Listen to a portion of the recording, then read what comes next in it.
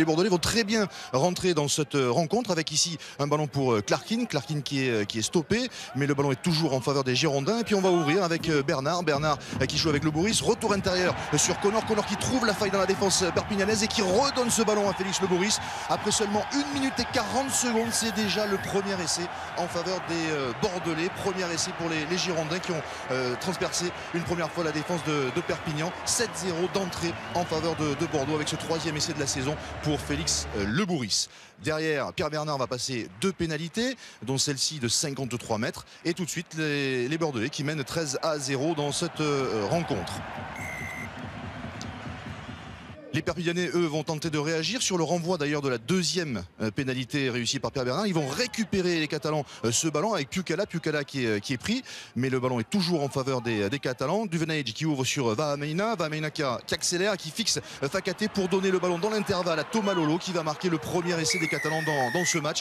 Des Catalans qui reviennent un petit peu au score, qui se rapprochent à 13-5 à la demi-heure de jeu, mais des Catalans qui auraient pu être beaucoup plus près au score, mais malheureusement pour eux, leur buteur gallois James Hook nous a fait un 0 pointé durant le premier acte, avec un 0 sur 3 dans ses tentatives de tir au but. Alors évidemment, Marc Delpoux fait un petit peu la moue.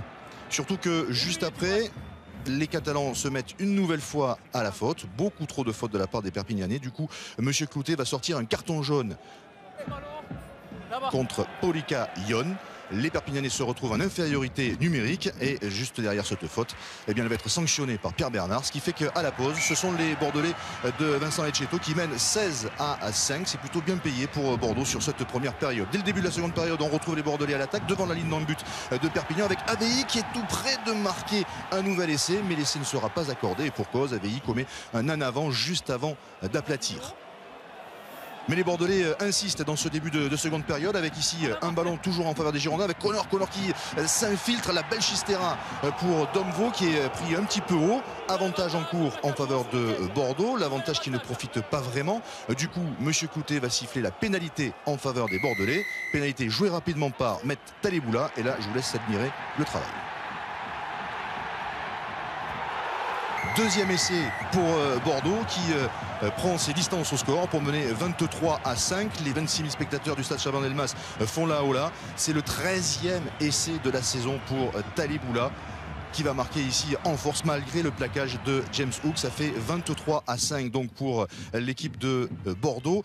Et puis après pas grand chose, quelques fulgurances bordelaises avec ici ce ballon récupéré par Julien Ray qui va les marquer entre les perches, mais l'essai ne sera pas accordé et pour cause, puisqu'au début de l'action il y a un en avant de Pierre Bernard.